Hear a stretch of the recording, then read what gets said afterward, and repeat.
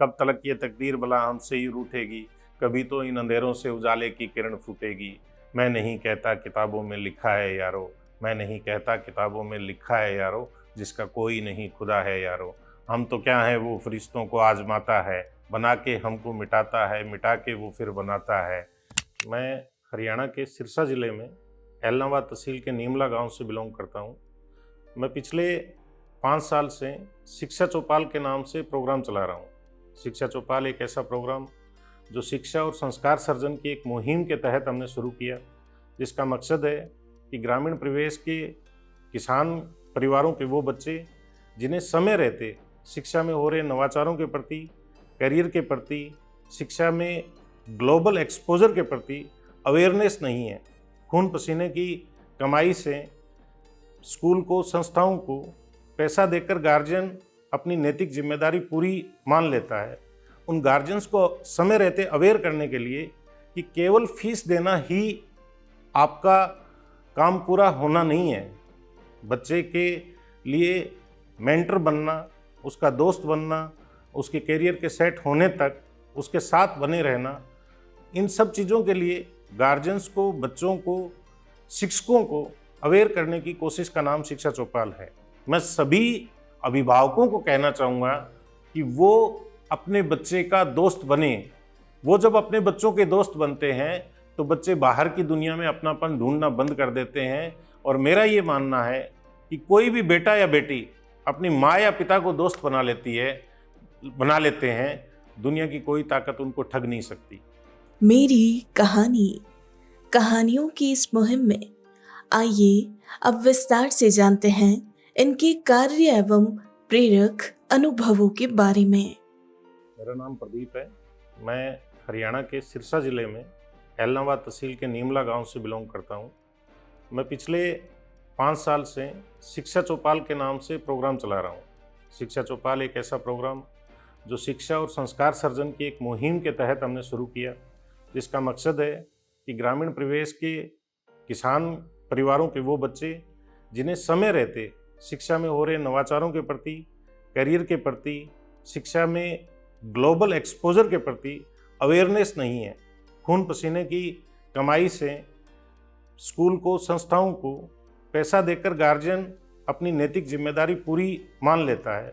उन गार्जियंस को समय रहते अवेयर करने के लिए कि केवल फीस देना ही आपका काम पूरा होना नहीं है। बच्चे के लिए मेंटर बनना, उसका दोस्त बनना, उसके करियर के सेट होने तक उसके साथ बने रहना, इन सब चीज़ों के लिए गार्जियंस को, बच्चों को, शिक्षकों को अवेयर करने की कोशिश का नाम शिक्षा चौपाल है। शिक्षा चौपाल की शुरुआत हमने हरियाणा के हिसार ज़िले से की थी। हमारा मकसद था, क्योंकि मैं खुद ग्रामीण परिवेश से संबंध रखता हूँ, हमारा एक ही मकसद था कि किसान परिवारों के अभिभावक जो हैं वो खून पसीने की कमाई देकर अपने बच्चों से सपने देखते हैं।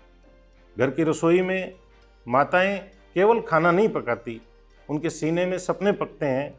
उन सपनों से और खेत में काम कर रहे पिता के पसीने की हर बूंद के त्याग से बच्चों को जोड़ने की मुहिम का नाम शिक्षा चौपाल है। हम बच्चों को सिर्फ एक मैसेज देने की कोशिश के तहत गांव में जाते हैं कि आप किसी और से जुड़े ना जुड़ें, आप अपने पिता की आंखों में पल रहे सपने से जुड़ें। हो सकता है आपके माता पिता के पास पैसा नहीं हो सकता है संसाधनों की कमी से आप थोड़े परेशान हो सकता है कि आपके माता पिता शहरी कल्चर के अभिभावकों की तरह अवेयर ना हो सकता है उन्हें फिजिक्स, केमिस्ट्री, बॉटनी, जूलॉजी या किसी सब्जेक्ट विशेष की जानकारी ना हो। लेकिन ये मैं दावे के साथ, विश्वास के साथ उनको कहने की कोशिश करता हूँ कि उनके पिता के मन में जो सपना पल रहा है वो किसी भी धनाढ़ वर्ग के आदमी से कम नहीं है। किसी भी पढ़े लिखे आदमी के मन में जो अपनी औलाद से सपना पलता है उससे कम वो अपनी औलाद के बारे में नहीं सोचते हैं। मैं बच्चों को ये विश्वास देने की कोशिश करता हूँ शिक्षा चौपाल के मंच के माध्यम से कि आपके पिता के मन में आपके जन्म के बाद सबसे बड़ा ख्वाब, सबसे बड़ा सपना यदि किसी चेहरे के साथ देखा गया है तो वो चेहरा आप हैं।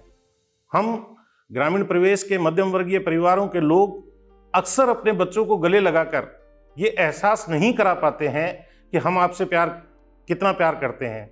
हम मध्यम वर्गीय परिवारों के लोग, ग्रामीण परिवेश के लोग अक्सर अपने बेटे बेटियों को गले लगाकर ये एहसास नहीं करा पाते हैं कि हम आपसे कितना प्यार करते हैं। लेकिन मैं उन बच्चों को ये बताने की कोशिश करता हूँ कि आपके जन्म के बाद आपके पिता ने कभी भी कोई सीरियल देखा है, कोई मूवी देखी है, अखबार में अच्छी कोई न्यूज़ देखी है, तो उस न्यूज़ के जो पात्र हैं, सबसे अच्छे पात्र हैं, उस सीरियल के सबसे अच्छे पात्र हैं, उन पात्रों में आपके चेहरे को ढूंढने की कोशिश आपके पिता करते हैं। ये कोशिश हमारी शिक्षा चौपाल के माध्यम से रहती है। ये कमी हमने महसूस की कि गांव के बहुत टैलेंटेड बच्चे होते हैं, उन्हें यदि समय रहते जागरूक कर दिया जाए तो वो निश्चित तौर पर कामयाबी का बड़ा सोपान पाते हैं। क्योंकि मेरा ये मानना है कि गांव का मेहनत कश किसान का बेटा, किसान परिवारों के बच्चे अपने आप में हनुमान जी होते हैं। उन्हें सिर्फ एहसास कराने की ज़रूरत होती है कि आप में बहुत ताकत है। मैं जामवंत बन के हर बच्चे के अंदर हनुमान को वापस से जगाने की कोशिश में शिक्षा चौपाल हमने शुरू की थी। इसके केवल उनको जगाने के साथ साथ हमारा ये भी मकसद रहता है कि कोई किसान परिवार में, कोई बीपीएल परिवार किसानी करते हुए किसी परिवार को आर्थिक रूप से संबल की ज़रूरत है, कोई बीपीएल परिवार का बच्चा है, सैनिक सहित संतान है, कोई कोरोना डिसीज्ड परिवार का बच्चा है, पिता रहित संतान है, जो मेहनतकश हैं, जिनका एकेडमिक्स बहुत अच्छा है लेकिन वो शिक्षा के मंच के माध्यम से कुछ अच्छा करना चाहते हैं, तो शिक्षा चौपाल टीम की तरफ से कुछ ऐसी संस्थाओं के साथ हमने खुद को जोड़ा हुआ है जिनके निदेशकों से हम रिक्वेस्ट करते हैं कि ये बच्चा एलिजिबल है, कृपया करके इसकी मदद कीजिए। तो भगवान की दया से संस्था संचालकों की भी हमें एक सपोर्ट मिलती है, जिसके चलते उन बच्चों का मार्ग प्रशस्त होता है। ये एक मुहिम शिक्षा और संस्कार सर्जन की मुहिम है। ग्रामीण परिवेश के बच्चों को अपने अभिभावकों से जोड़ने के लिए, संस्कारों से जोड़ने के लिए, शिक्षा से जोड़ने के लिए हमने ये कोशिश शुरू की। हमारा मकसद रहता है कि मॉडर्न कल्चर के चलते, मोबाइल कल्चर के चलते, व्हाट्सएप कल्चर के चलते, पार्टी कल्चर के चलते बच्चा कहीं अपने आंगन की परंपराओं से दूर ना हो जाए। हमारा मकसद रहता है कि बच्चा अपने पेरेंट्स के कलेजे के दायरे से बाहर ना निकले। हमारा मकसद रहता है मॉडर्नाइजेशन के चलते, आधुनिकीकरण की दौड़ के चलते बच्चा कहीं संस्कारों से विच्छिन्न होकर, अपनों से दूर होकर, मोबाइल की दुनिया में ज़्यादा अपनापन ढूंढते हुए कहीं खो ना जाए, जिसके रिजल्ट हम आजकल देखते हैं। जिस तरह की खबरें अखबारों में आती है, सोशल मीडिया पे हम देखते हैं, वो बहुत ही चिंता करने वाली है। समय रहते ग्रामीण परिवेश के बच्चों को, जो जनरली मैंने देखा है अपने टीचिंग एक्सपीरियंस में, जो अधिकांशतः गांव से निकलकर शहरी आबो हवा में आकर खुले रंगमंच पर, खुली दुनिया में, खुले आसमान के नीचे अपने आप को आज़ाद पंछी मानकर कहीं खो जाते हैं, उनको खोने से बचाने की कोशिश का नाम शिक्षा चौपाल है। उन्हें अपनों से जोड़े रखने की कोशिश का नाम शिक्षा चौपाल है।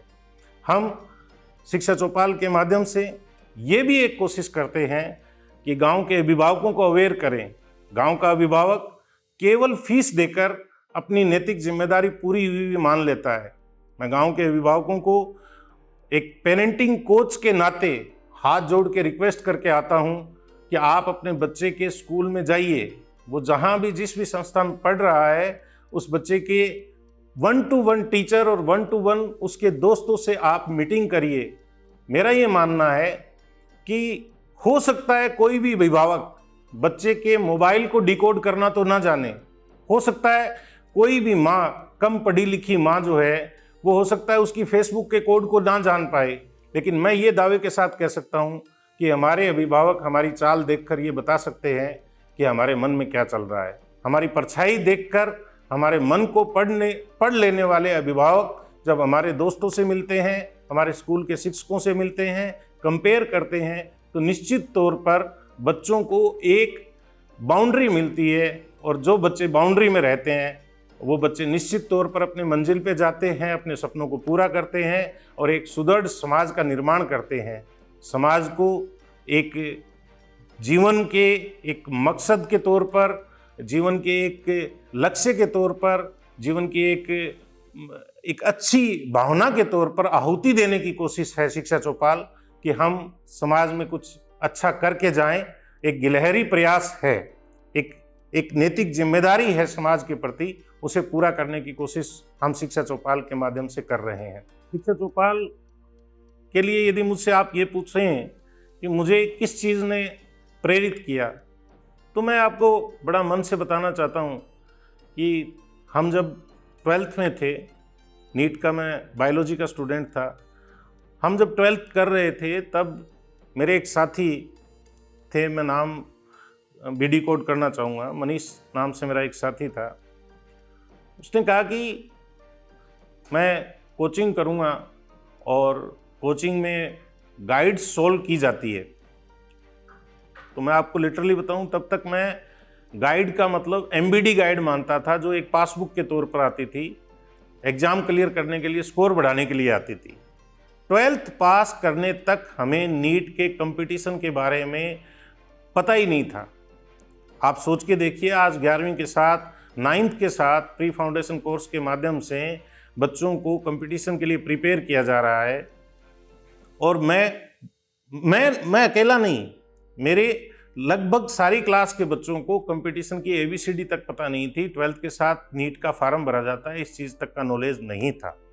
जब मैंने इस चीज़ को और बच्चों के संदर्भ में या मेरे समकक्ष साथी जो और सिटी से पढ़े हुए थे उनको सफल होते हुए देखा, तो मुझे एहसास हुआ कि वो पीड़ा ग्रामीण परिवेश के लोगों के लिए आज भी लागू है। उसके समाधान का रास्ता मैंने शिक्षा चौपाल के माध्यम से देने की कोशिश की है, जिसके तहत केवल नीट IIT ही नहीं, आज ग्लोबल एक्सपोजर मोबाइल के थ्रू बच्चों के हाथ में है। ये मैं मानता हूँ, हमारे दौर में और इस दौर में फ़र्क है, लेकिन उस ग्लोबल एक्सपोजर में शिक्षा के रास्ते पर उनकी प्रतिभा को सही मार्ग कैसे दिया जा सकता है, उनकी क्वालिटी को, उनकी एफिशिएंसी को, उनकी खुद की उनकी जो नेचुरल कैपेसिटी ईश्वर ने जो उनको दी है, उसको जगाने के लिए हमने शिक्षा चौपाल शुरू की है। मैं मेरे जीवन में 3 लोगों को आइडियल मानता हूँ, जिनकी जीवनी ने मुझे प्रेरित किया है। एक स्वामी विवेकानंद जी हैं, एक भगत सिंह जी हैं और तीसरे अंबेडकर साहब हैं। विवेकानंद जी से मुझे स्वाभिमान से जीने की प्रेरणा मिलती है। राष्ट्र के लिए एक आदमी क्या कर सकता है, इसके बारे में यदि शब्दों में तो बांध भी नहीं सकता, उसके बारे में यदि मैं चर्चा करूं तो भगत सिंह से बड़ा कोई उदाहरण नहीं हो सकता। और अंबेडकर साहब ने आम आदमी को जीने का कानूनी रास्ता दिया।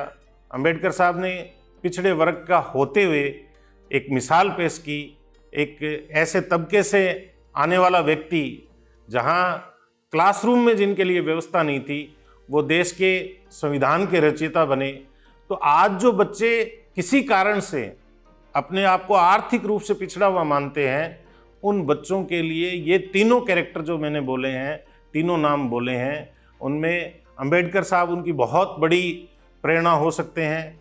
विवेकानंद जी उनको राष्ट्र प्रेम का पर्याय भगत सिंह जी उनको राष्ट्र प्रेम का पर्याय देंगे।